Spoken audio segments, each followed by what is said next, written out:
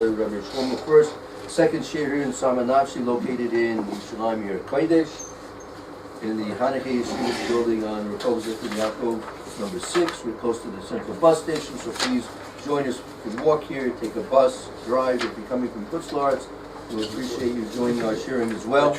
Right?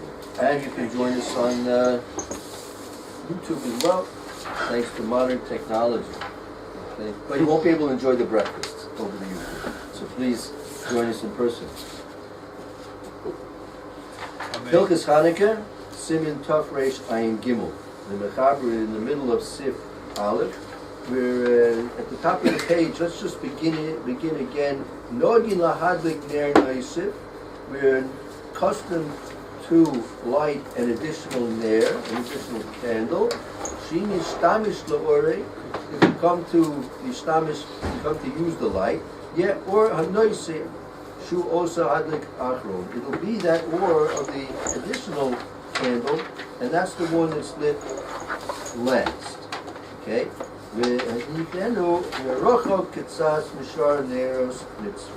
And you place this ner nosif, right, a little further away from the neros that were lit for the ner of the mitzvah of Hanukkah, of the presuming mitzvah of Hanukkah. So that'll bring us to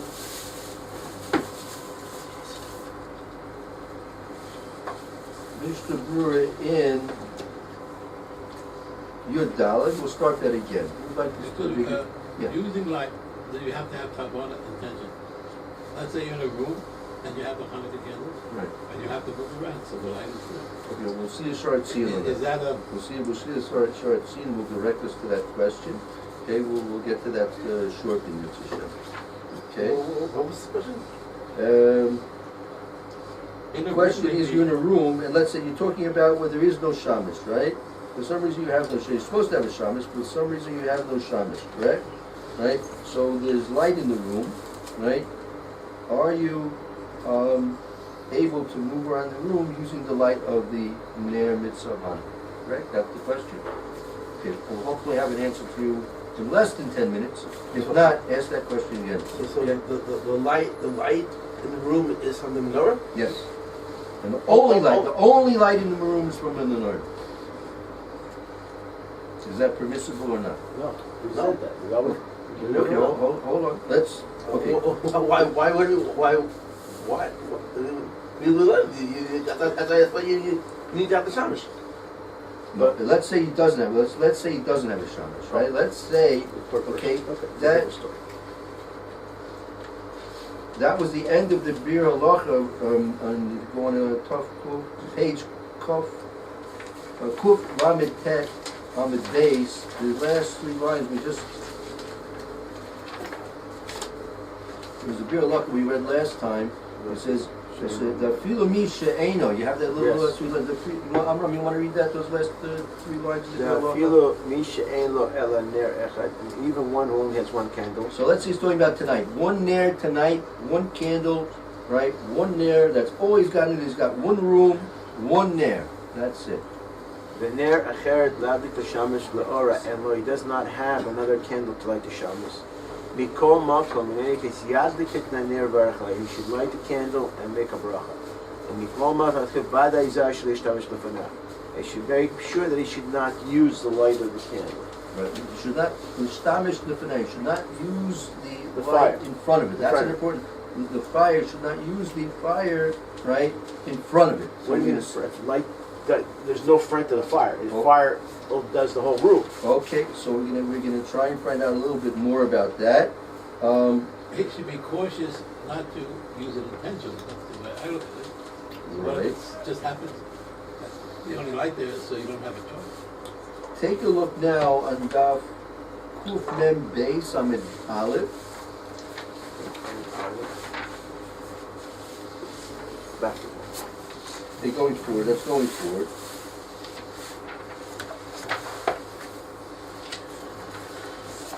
Okay, now in the Mishna Berura, for a moment.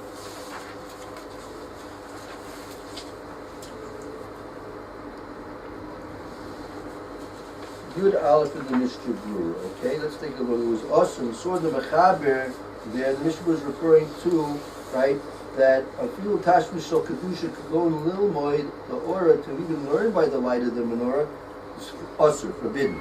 The Mishnah Berura, let's start here in, that's also the Mishnah Berura is going on, it's forbidden to count your money by it, okay? Usher, why? Go ahead, Amram. Kedei shelo yehe mitzvot bezuyot alav shidu. The mitzvah should not be designed to it. It should be disgraced. Shouldn't be degraded in your eyes, right? You shouldn't degrade the mitzvahs in your eyes. V'davka bezeh shehu al kol parim tashmerei. This, in this case, where it's just natural. Right, temporary, like temporary. Rise like temporary. Like just a brief, just like using it briefly.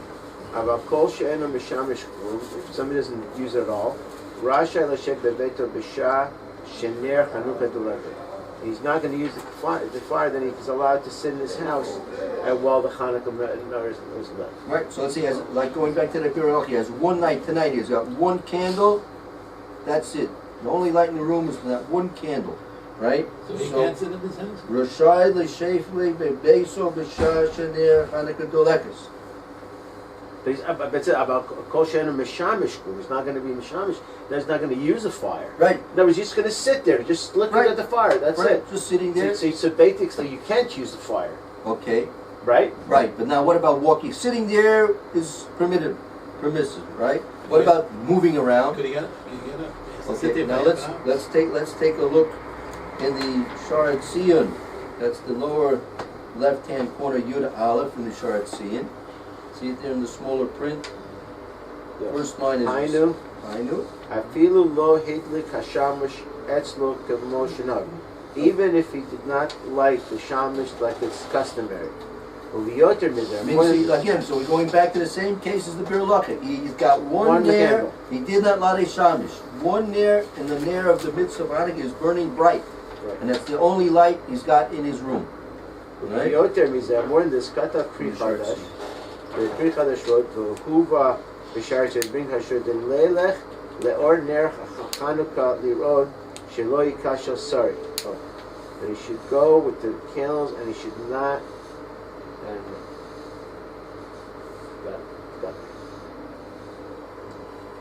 Again, Afilu Yud Aleph in the Sharat Sion. If you have it, okay. Again, Hainu Afilu Lo Hidlik Hashamish Etzel Kamosh Nohagu. Even if he didn't light it the way we're accustomed to light the shamish, but Yoshim is there. Kasaf Apri Chodesh, Lehuva B'Shari Tshuva, right? The Leilech Laor Ner Hanukkah Larois Shiro Yikshal Shari. That to walk using the light of the Ner Hanukkah in order that he shouldn't stumble is permissible. Wow. The lo mechuyev la'atzim einov. You're not obligated to close your eyes. That's your answer. You ask the grandchildren the question, and tell them the answer. Right?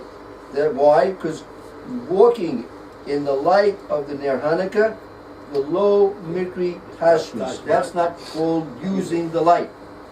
So that's a natural event. If there's a light from the neighbors, you can't help. You can walk around. It's going to benefit. So using means we're doing something at the fire. Something like, for example, counting your money, even checking what kind of money it is, learning, eating a Suda. Right. You're doing something positive, right? Sitting there, looking at the room, walking in the room.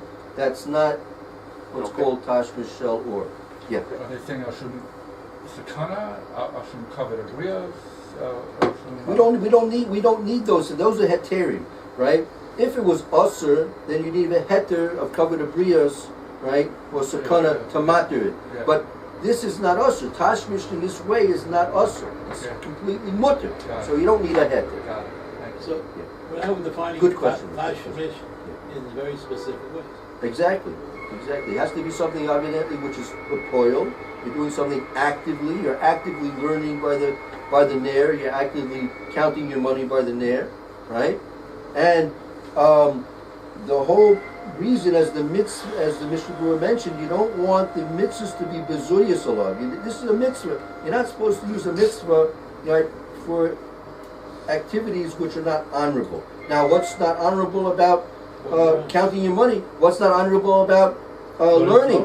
Right? Learning. According to the second day, Yesh Mishamat and Tash Mishal Kedusha. There are all those who say that if you're using it for a holy purpose, a spiritual, a ruchnius purpose, a mitzvah purpose, you can use the nair of the menorah that way. Okay? We'll see about that. If you want, take a look. That go to Yud Gimel. Let's continue on with this Mishnah Berura. Yud Gimel, Mishnah Berura, right? V'chein b'neret Beit HaKnesses, also that the candles that are lit in shul, ein mishtamshim le'orim. We don't use the light. Af tashmishim, even for something like this.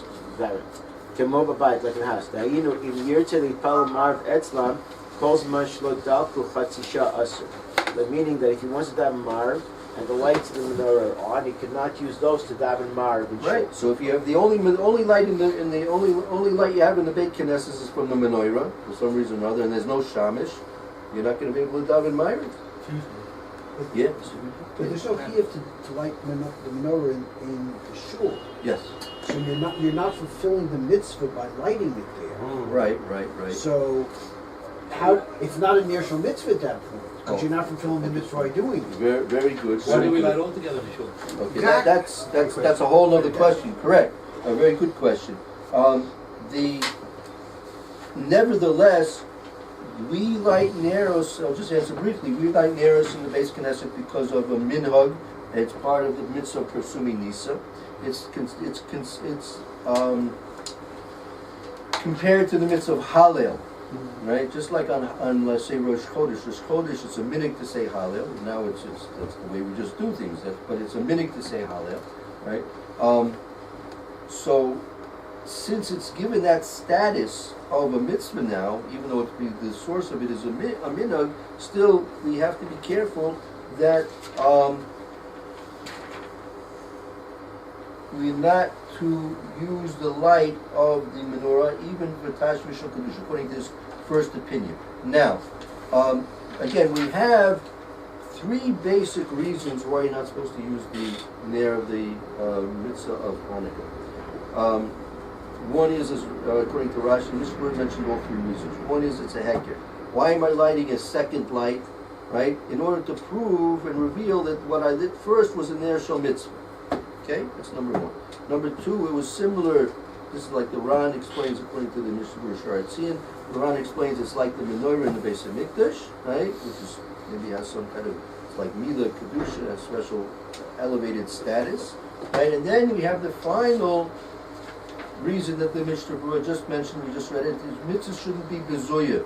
Mitzvahs should be respected in your eyes, and you shouldn't do things, therefore, that are not honorable with the mitzvah. You've just lit a nair of a mitzvah. You shouldn't do something which is not honorable with the mitzvah. Similar to this, the Meforshim explain in a question, and the answer as follows. We see that a sukkah has certain kedusha, and it has a certain status as being a mitzvah. So therefore, you're not supposed to bring kelim into the sukkah which are not honorable kelim. Meaning, if you had your salon, your dining room table, right? Some pots that you would bring to the table, let's say a casserole dish which is made to be put on the table, you could bring into a sukkah. But a pot, you would never think of bringing the pots that you cook on the stove and putting them down on the table, especially if you have guests, right? And even if you're serving for the family, usually you keep the pots in the kitchen. You put them, if you want to put it into a tureen or a serving dish or something like that, something which is respectable, something nice. You put that from the pot that was been cooking into the serving bowl, then you put the serving bowl onto the table. So you can only bring serving bowls into the sukkah, and you cannot bring pots of cooking nature into the sukkah, because that's a disgrace to the mitzvahs. Doing something you wouldn't do it in your own home, you shouldn't do it certainly so in the sukkah. Yeah. The shulchan is the mizbeach. So yes. We have to have respect for the mizbeach, so you don't make things. That's right. Okay. That's right. Now, the menorah is not exactly like that. It's similar to that. because you don't see that you, let's say you serve the menorahs on the table and you have your shamish there also, right? So you can sit down and eat your table. You don't have to, like let's say also by the sukkah, after you're finished with your plates, your silverware, you should really take the dirty plates and silver out of the sukkah because it's not so honorable to the sukkah. Empty bottles, all these things, if it's a mess, shouldn't leave it a mess. Right. So let's say if you have your Shabbos food and you have your menorah on the table and with your Shabbos neros and you have your Shamish there as well. So you can eat your Shabbos food at the table. But you have to make sure that the table is spick and span in the same level of cleanliness and honorableness as it is in the sukkah. If you have the menorah burning there, then unfortunately answer no.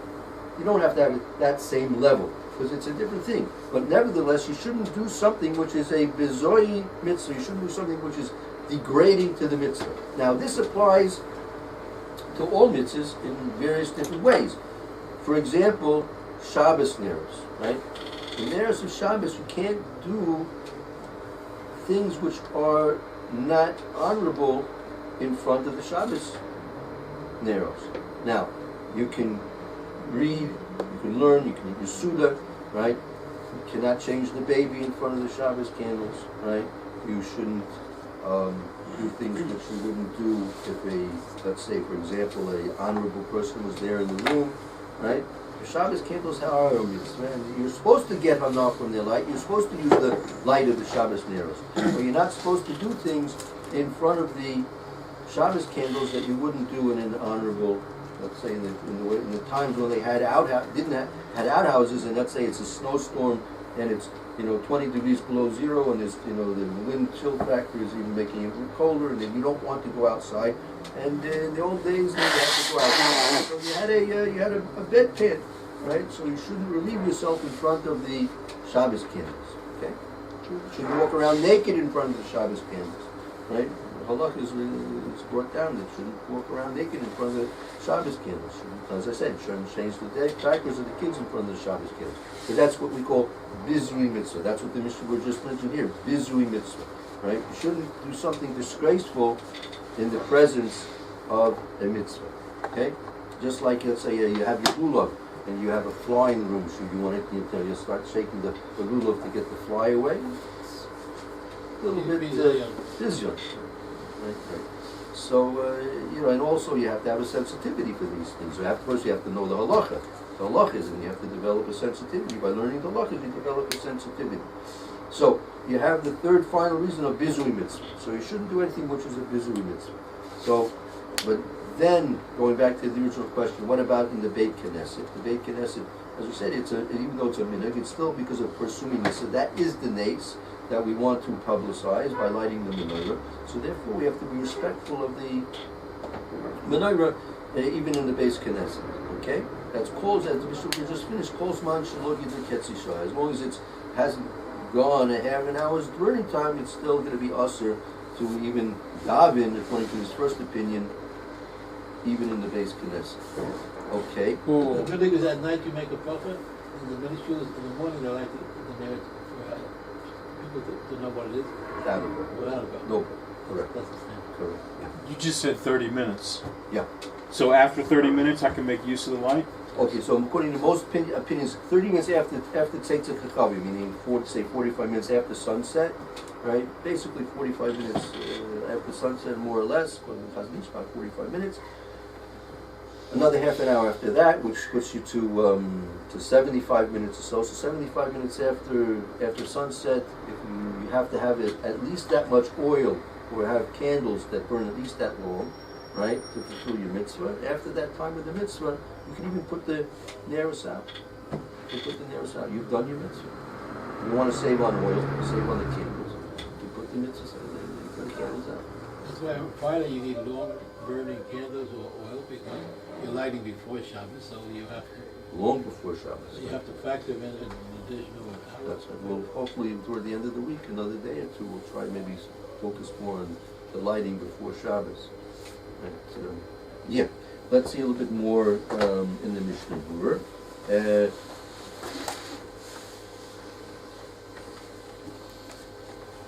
Right, so now we have let's do Yudal. Let's make the we'll go through. We did Yudal before, but let's do it again. Yudal. Go ahead, Amram. When the Hagim La'adik Ner knows that we're customary to add an extra candle.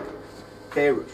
Milvad Aner Shemanichim Al Shulchan. You're not excluding the candle that we put on the table. That's your regular daily table. That's your daily table. And so you have the daily table near of the table, and then you have your near mitzvah of Hanukkah, and then you have a near nosef. So you have 3 narrows there. For example, the first night. The Choshishin, Kevan Shem Madlikin Bifnim, because I'm not going to think that we're lighting inside. Ula Ishtamshu Benerot Shel Chanukah Vela Adatayu, that you might use the light of the Hanukkah candle without even realizing it.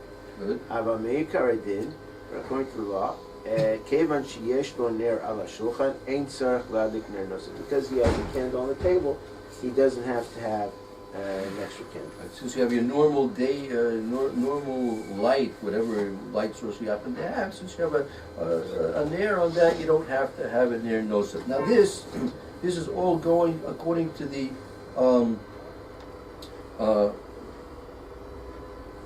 point that you have to have a hecker. If you have a nair lit already, so obviously the nair nosef, the mitzvah nair that you're lighting now is obviously for the sake of mitzvah. Because you're not lighting for the sake of light, you're lighting obviously for the sake of for the menorah, for the Hanukkah, and therefore also you have the Persumi Nisa based on the fact that you're lighting a new additional light, and then so Mikra Din you don't have to have a near nose, so you don't have to have what we call the shamis, but the minig is, as we saw, that you have to have a shamis. Would that give a priority and encourage you to light by the doorway? We're saying we don't have enough of it. If you have a choice between lighting inside on the shulchan or on your doorway, and you're concerned, maybe I'll benefit from it. So maybe we should prioritize lighting outside with the porch and things like that. That part, you could think about it that way. I mean, in general, since we have a shamish anyway, so it's nothing to use the light. As long as you have the shamish, so it's okay. The general rule where you place your menorah is where you're going to get the most Persumi Nisa, where you're going to get the highest trafficking and the highest profile for the mitzvah. Visibility. Visibility.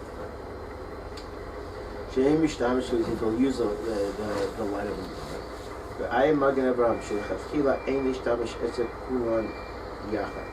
That seems like that you should not use all of them. Now,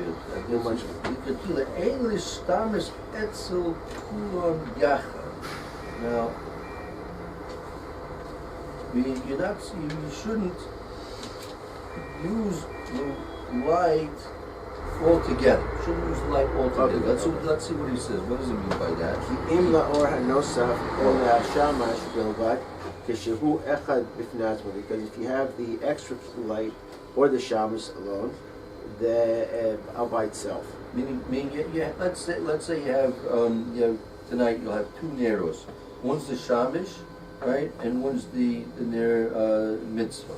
So you shouldn't use the light of them together. You should really try and position yourself in a way that you're only using the ner of the nosef, the So shamish. it's on the left-hand side, you stand on the left for no safety. Apparently, yeah. If you want to count your money, right, don't hold it like in front of them there. You go on this side and count your money. Did we answer the concern on the 8th night, the 8 candles, the 8 oil, overpower the one shamash? Right, we haven't got to the answer. We mentioned it yesterday. We're still trying to understand what that would be all about. Very good. We'll try and get it.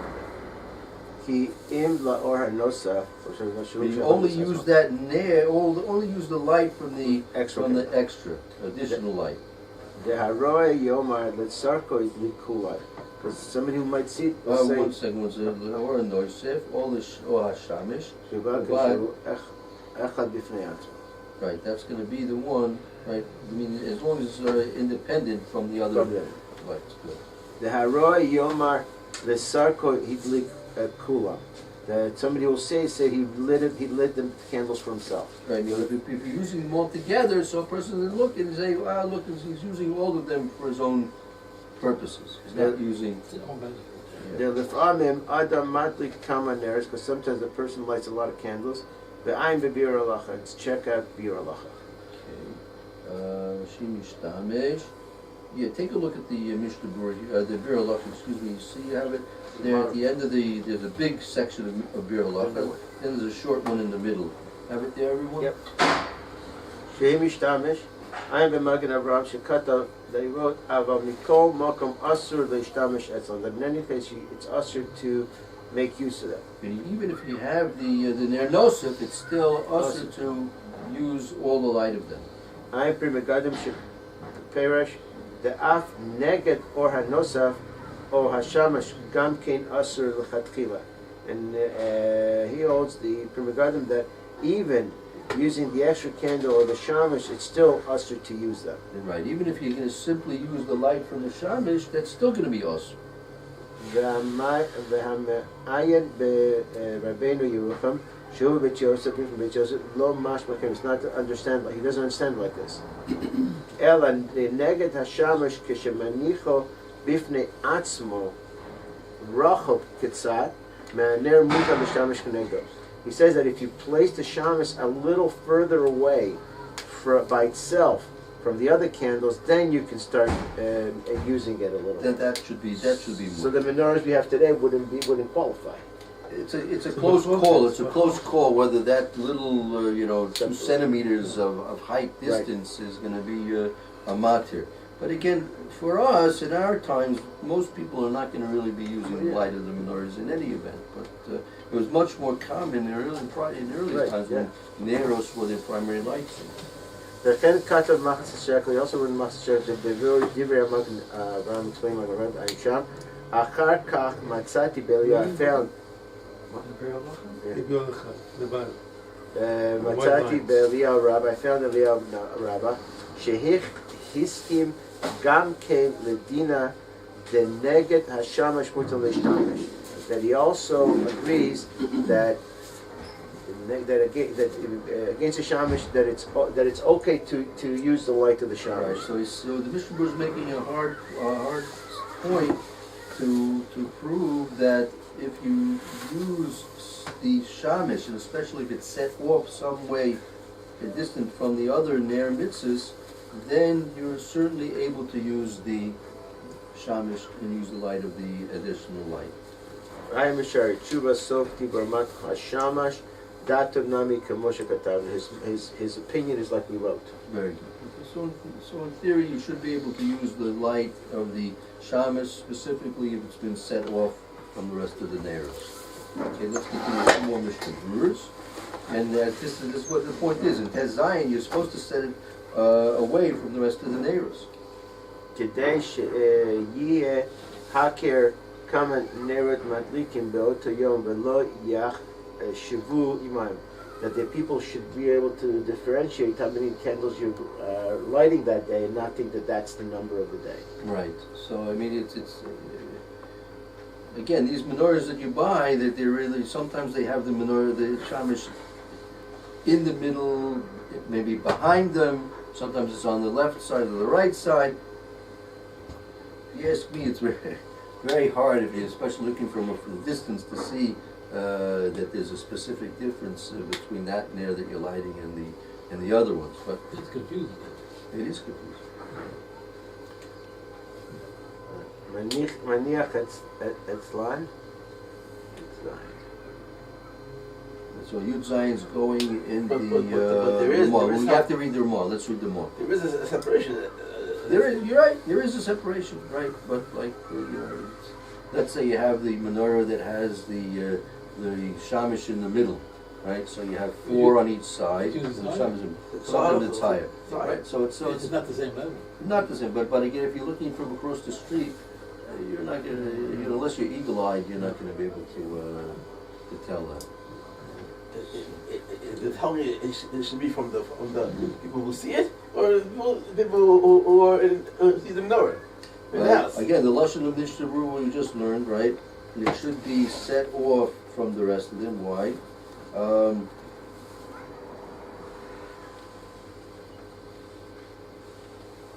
The Yom right. So he says here, It should be set off from the rest of the neros. Kadesh yeh heker kama neros madlikin ba'osiyom lo yachshavu imon. It shouldn't be considered to be part of the neros mitzvahs.